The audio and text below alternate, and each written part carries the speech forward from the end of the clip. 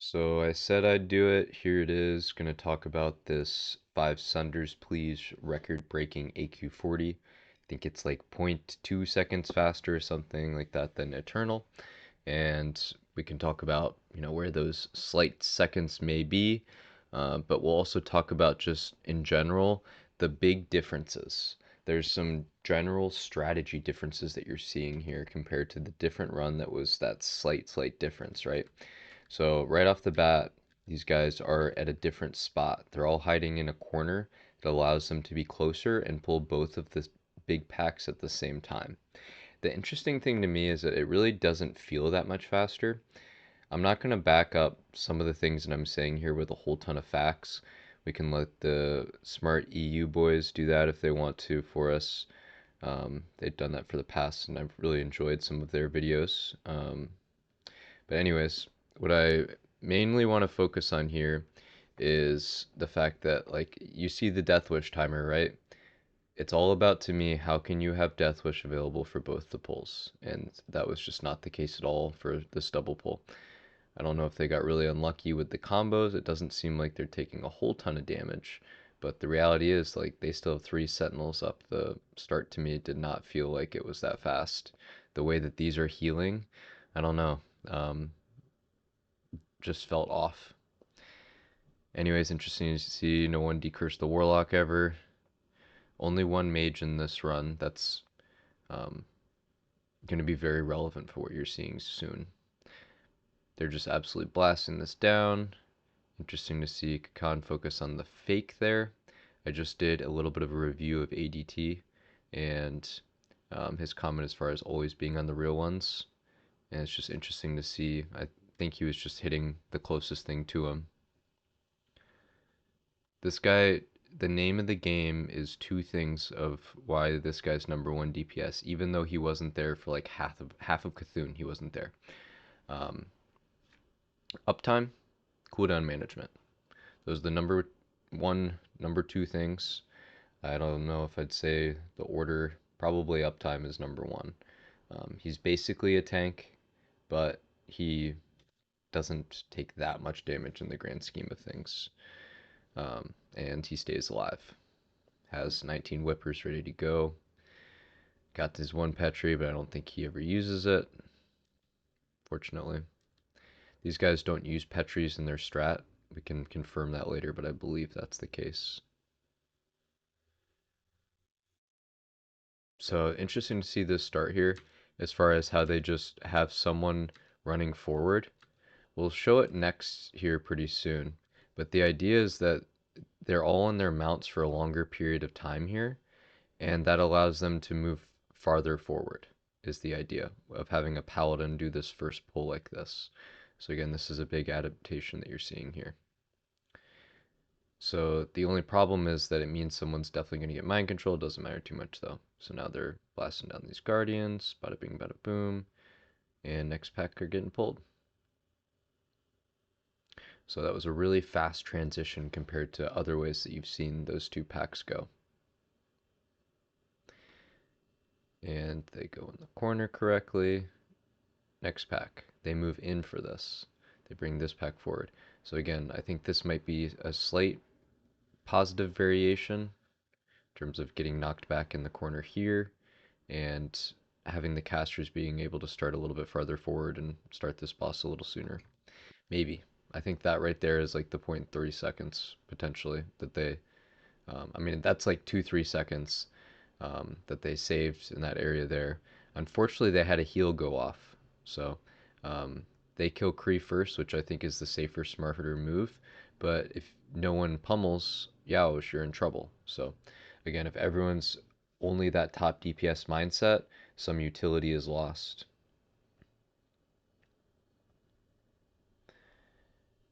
So they're moving forward here. Again, they use an AoE shot to blast on all the ads. And onward. Again, this guy saves his intercept as well for that charge, which just makes sense to me. So while this is happening, the giga pull is happening. It's a little hard to say 5 Sunders please pull. Do we just call this the smokes pull? Um, Like that's the reality, right? So let's watch the priest point of view.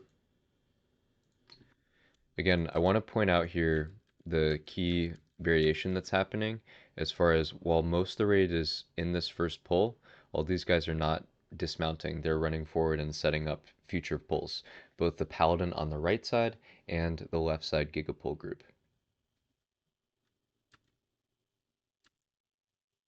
So that's what's happening here. They wait for the patrol to go by, and notice how it's three priests in this main tank group.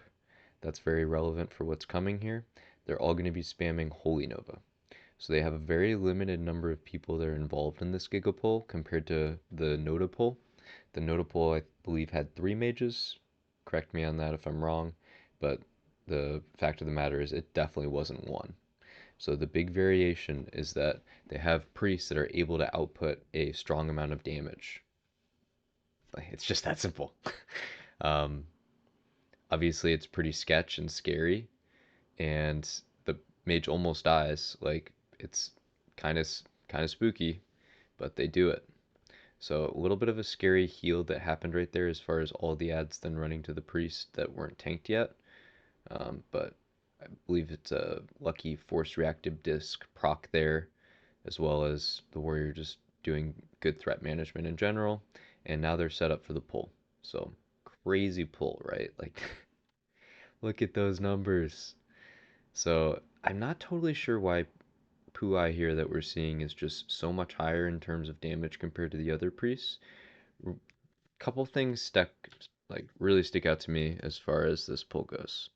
They all have the Blade of Eternal Darkness. So that's giving them a lot of mana regeneration, a little bit of extra damage, but the mana regeneration definitely helps for their Holy Nova spam. Um, I'm not going to look too much more into like why Puai did so much more damage. Believe that it's just good mana management. They're using the trinket from BRD that allows less mana to be cast in synergy here with the ZG trinket. So both these two trinkets together really are allowing him to just spam Holy Novas this entire time. Yeah, I can't quite tell. Yeah, it looks like the other priests are just earlier, and Puai just never goes and is just blasting a little bit harder right here because of that. So really carrying in terms of damage combined with the mage there. Notice how the mage does go down in health for a second. So good timing with the bop into the lip, but there was a like little bit of overlap. One Mississippi where he got hit, and I think that's definitely a case of um, risky, right? Like very very scary. But then this lip, it was done for the last like 1 second, so I think it definitely should have been cast that 1 second earlier. Just keeping something in mind here that's crazy with the dual spec. This is something that looks like all three priests swapped and had a more optimal spec exactly for that pull. That pull is really huge. That's so few people are able to execute it like that. Very, very interesting to see this variation. And look how long they're just chilling here. This raid is able to save a lot of time because of this Gigapull. If Eternal did that Gigapull combined with just the faster run that they had, they would have been significantly farther ahead. So we can go back to another point of view here. I think it's interesting to see Priest for now, though, as far as like this start here was not stacked well. If you look at a perspective from a DPS that's in the thick of it, it's bad cleave, not what you want. So Sartura could have been significantly better. Could watch the rogue point of view, I guess, just to see. I wanted to show something else from the rogue soon, so I had a point time stamped, but we'll just go to here right now.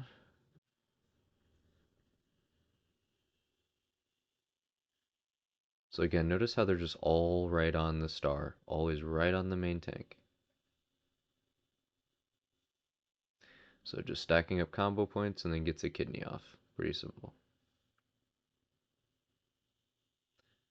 Cheap shot into kidney. Looks like they intercepted, so And that was basically enough following the spin. So it spins, then they lip, and they're able to kill it. Kind of scary though.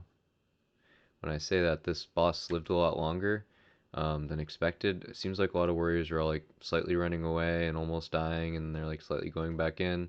Definitely a little bit lower damage.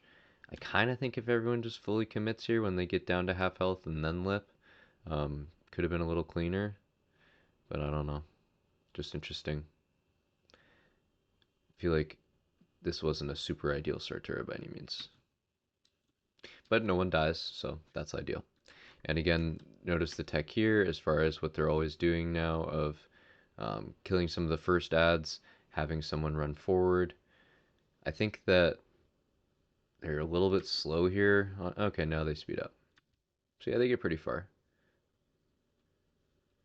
So I don't really remember how far the other raid got in comparison, but that's like, we'll call it midway point.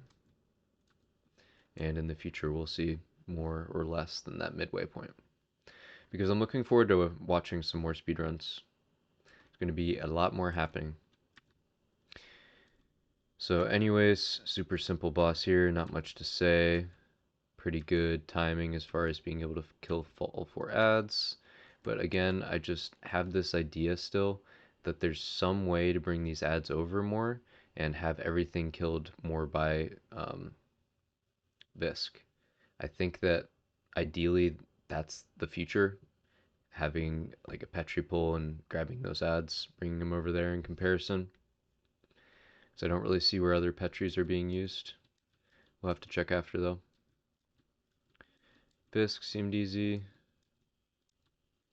I don't see this guy at the start. Seems like he fell. Probably fell, yeah, he fell. So slightly lower, freezing at the start, missing 1 raider. Not a ton, but it's something.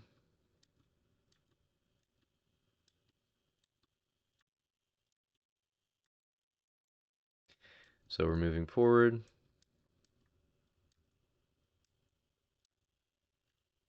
I mainly wanted to watch the rogue point of view for the upcoming plague that we're going to see. You see the rogue use FAP here, which I do think is the safe move.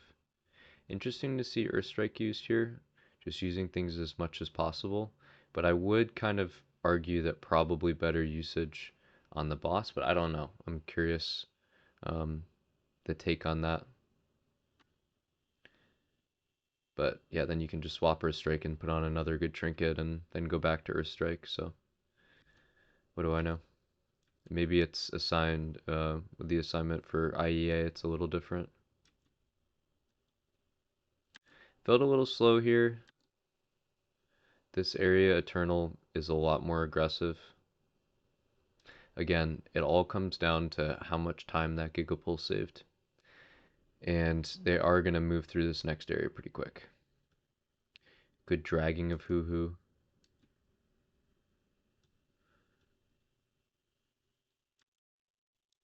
It's scary to drag Hoo Hoo though. Definitely a little sketch.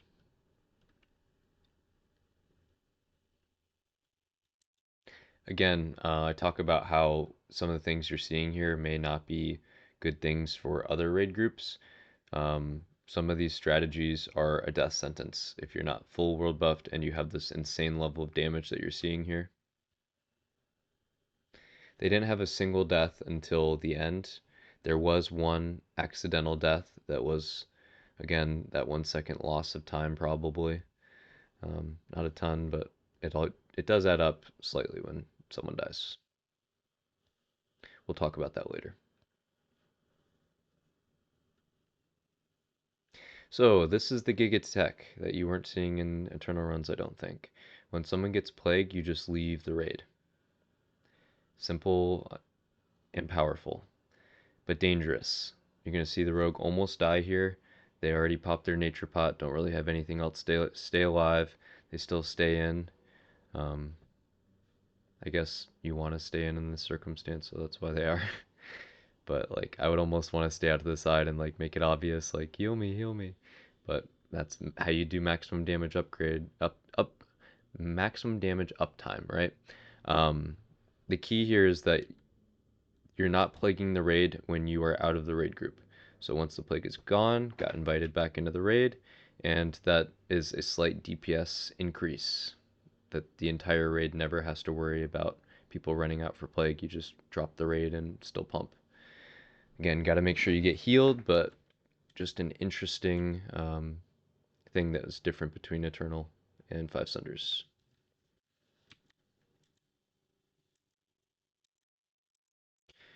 So they're splitting them up. They bring the bound the boss a little bit closer, so it's closer to the other side. It looks like the rogue left early so that they can make sure that they're getting re-up time on it, I guess. I don't know, this seemed a little... Again, I don't totally know rogue gameplay. It looks like it's timed perfectly, so IA is kept up, that's all that matters, right? Yeah, it's perfect timing, so that made sense. Or lost like a second. One Mississippi. Yeah, I was gone for a second there.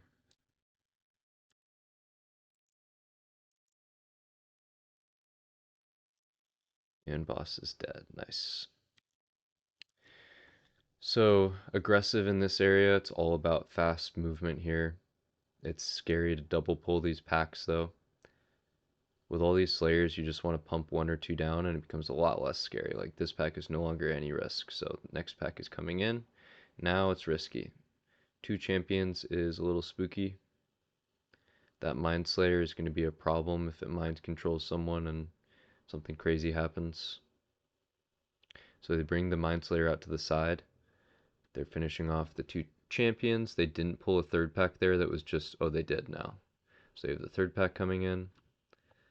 And again, same idea that we saw in Eternal here as far as they're just leaving that Mind Slayer alive. They're not worried about it. They're just killing other packs while that Mind Slayer is still alive, and it's like it's not a problem. So they're bringing the Mind Slayer far away here. So when they do kill it, they're going to be able to line of sight and not even have most of the raid get affected by it. So they're all running forward. No one really got stopped by that Mind Slayer. And they're blasting. Unfortunately, the rogue didn't have Fear Ward. Rip rogue life. Sad.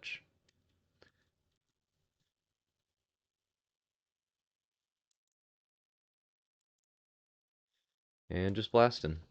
So was that two, three Mind Slayers we're seeing? So definitely not a perfect ID, but three is pretty good.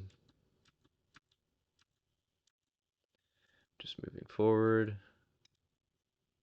Four Mind Slayers? That's not a very good ID. Maybe because they didn't have many lashers. Five Mind Slayers? Jeez.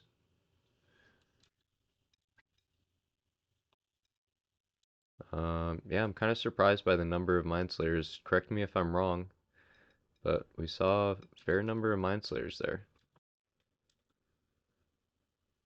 I feel like. They handled it though. Again, this is the number one run. It's just interesting to see that.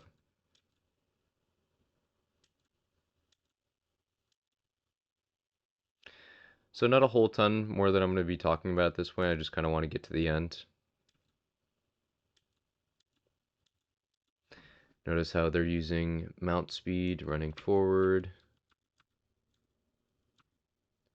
And who gets up first? Okay, so there's definitely time to get a shield on the main tank. The main tank never got a pre-shield. So he runs in, intercepts, does more damage, switch to defensive stance, puts on it. I think he did get a shield. Looks like, yeah, he got a shield at the end there, so he died through a shield at the end. Should have had a shield on the opener, though. If you got a shield on the opener, you would have then been fine. And looks to me kind of like this Paladin DI'd early. I feel like you can still be useful in the first phase, do something. Maybe I'm wrong, though. I don't totally know.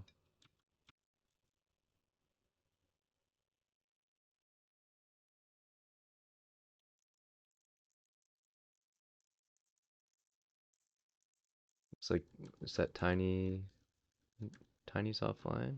That's a priest that goes offline before even the first phase. I don't totally get that. I feel like in the first phase you're still at least useful. Like you can smite, right? I don't know why there's multiple people that aren't even like existing. Um, then the priest goes in the dark glare. All the healers are basically gone now. The warlock disappears. So they're just having as many of the good people get below as possible to do a lot of damage. Did get kind of scary now. Traeger almost died again. And now they're killing the boss though in a second. And that's the raid. So we'll just look at that sequence here as far as he pops a Mighty Rage right at the start. Then he realizes the scariness and defensive stance, but I guess he didn't have a whipper. I don't know. Um, I would recommend using Diamond Flask going into this boss if possible, maybe with a heal set, or just having a pre-shield that would have been the difference. But that was like the one death, just kind of a funny one. Other than that, not going to look too much into the log side of things. We talked about a couple of the things with the Gigapole that made that special, as far as the priest conserving mana properly. And yeah, I think that's a pretty good coverage. Kakan was number one. We didn't end up looking a whole ton at his gameplay as far as why he was number one, but I do just have to highlight what you're seeing here. As far as this guy got giga griefed, this is the worst case scenario that you're going to see here as a warrior. When he gets knocked in at the last possible second. Boom, he gets popped down. And what does he go down to? Nothing. Worst case scenario here. So yeah, pops a speed pot to try and get back up. There's a lot of different things that I should have actually mentioned as far as how this guy became number one. 1.2k in AQ40 is crazy. So giga blasting, and yeah, looking forward to more runs in the future. GG's.